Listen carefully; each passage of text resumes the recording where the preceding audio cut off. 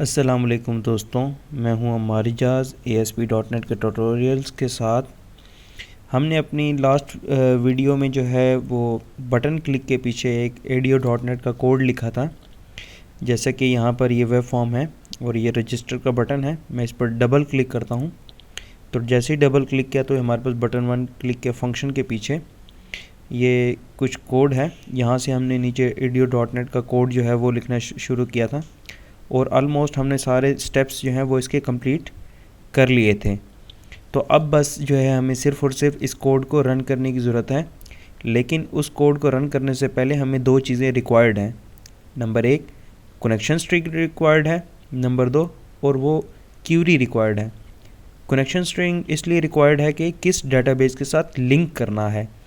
तो अभी तक हमने डेटाबेस नहीं बनाई, इसलिए अभी हम डेटाबेस क्रिएट करेंगे ताकि उस डेटाबेस के साथ लिंक करने के लिए जो कनेक्शन स्ट्रिंग है उसे हम हासिल करके यहाँ पर डाल सकें। इसके अलावा और एक क्यूरी लिखेंगे, वो क्यूरी लिखेंगे जिस क्यूरी को हमने उस डेटाबेस के ऊपर रन करना होगा। तो ये दो चीज़ें हैं, लेकिन इनको करने से पहले सबसे पहले हमें डेटाबेस क्रिएट करनी है। तो चलिए मैं डेटाबेस क्रिएट करता हूँ। डेटाबेस क्रिएट करने के लिए आपको सॉल्यूशन एक्सप्लोरर में जाना है। सॉल्यूशन एक्सप्लोरर में जाने के बाद आपने इस पर राइट क्लिक करना है। मैं राइट क्लिक कर दिया। जैसे कि आपने वेब फॉर्म को ऐड किया था वैसे ही आपने यहाँ पर भी करना है। मैं ऐड न्यू आइटम पर क्लिक करूँगा। ऐड न्यू आइटम को क्लिक करने के बाद आप यहाँ पर जो है सर्च कर सकते हैं डेटाबेस। आप यहाँ पर data SQL data server database, यहाँ पर हमारे पास दो आ रहे हैं, SQL server database, C# SQL server database, visual basic. चूँकि हम C# कर रहे हैं, C# के साथ हमने करना है तो SQL server database visual C# वाला सिलेक्ट कर लेना है।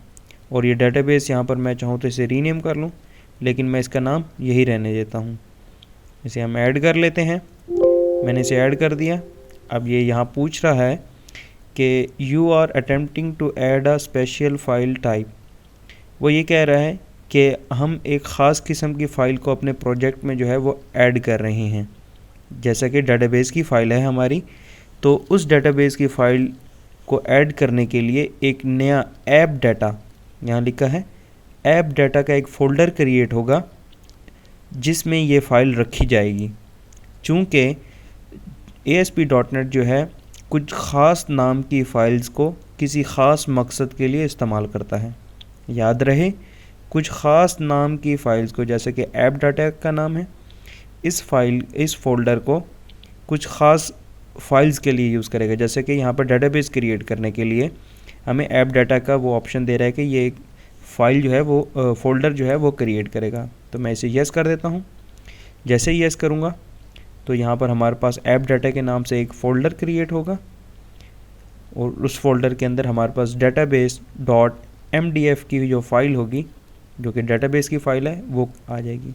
जैसे कि आप यहाँ पर देख सकते हैं कि ऐप डाटा database.mdf, तो इसकी एक्सटेंशन जो है वो mdf है। मैं इस पर क्लिक करूँगा। जैसे ही मैंने डेटाबेस पर क्लिक किया तो यहाँ पर हमारे पास सर्वर एक्सप्लोरर आ चुका है।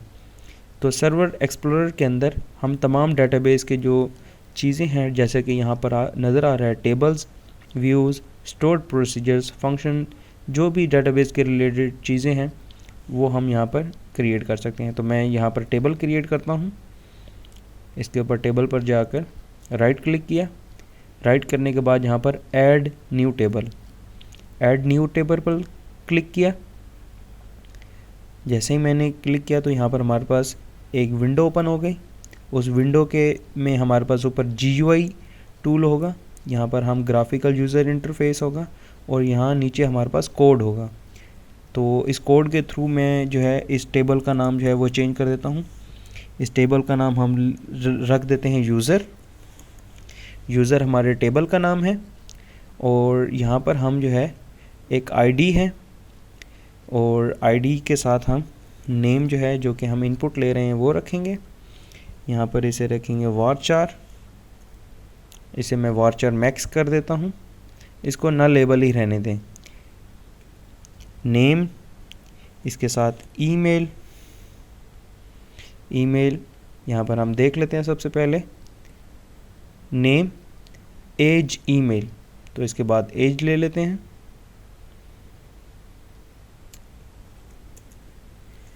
हम यहाँ पर भी लिख सकते हैं एज, और इसके लिए हम इंट यूज़ करेंगे, इंट, और इसको भी नल अलाउ होगा। इसको कोमा किधर गया, कोमा ये है। इसके साथ नेम, एज, ईमेल, और ईमेल के साथ address, city, gender, address, city, gender, address varchar max, इसको भी वारचार मैक्स,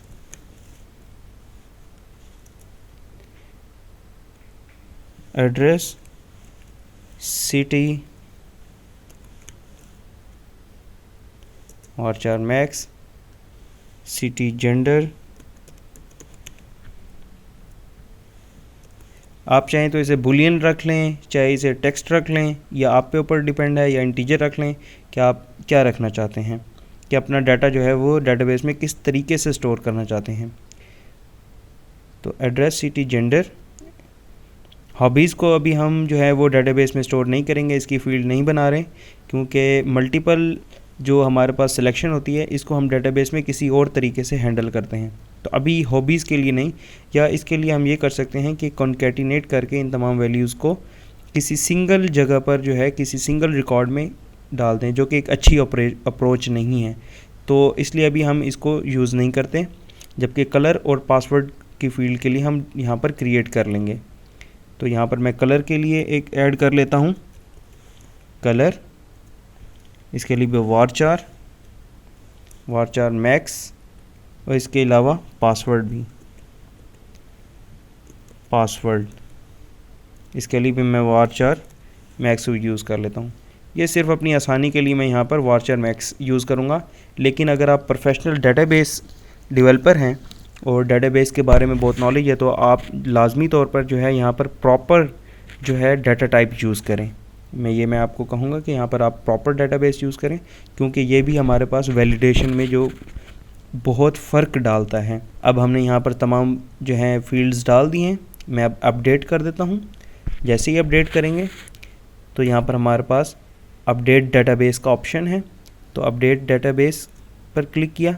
अब यहाँ पर हमारे पास डेटाबेस जो है वो अपडेट हो चुकी है, जैसे कि ग्रीन टिक जो है हमारे पास आगे हैं, जो इंश्योर कर रहा है कि हमारे पास जो डेटाबेस है वो बन चुकी है। मैं टेबल को ओपन करूँगा, यहाँ आप देख सकते हैं कि मेरे पास तमाम जो कॉलम्स हैं वो यहाँ पर मौजूद हैं। अब यहाँ पर हम जो है कुछ क्यूरी भी रन कर सकते हैं।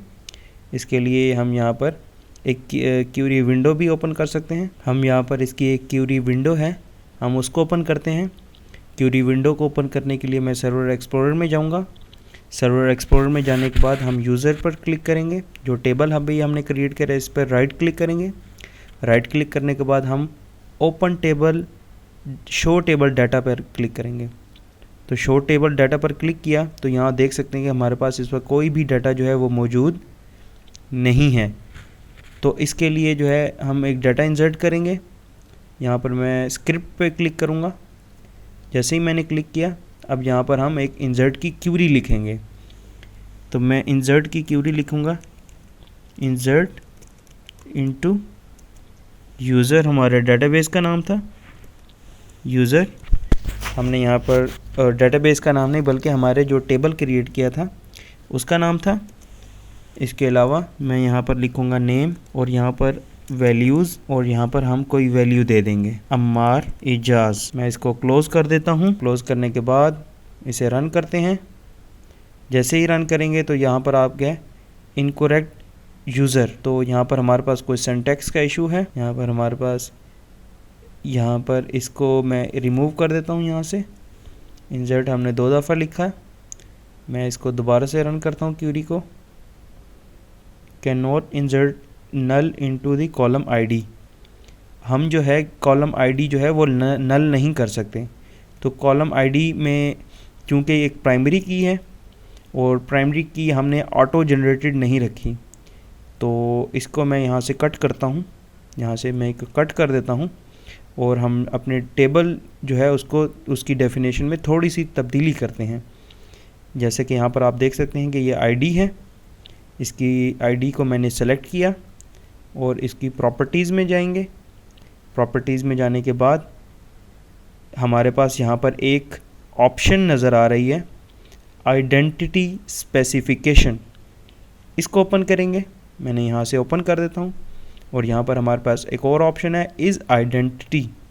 तो इसको फॉल्स की बजाय हम इसे ट्रू कर देंगे।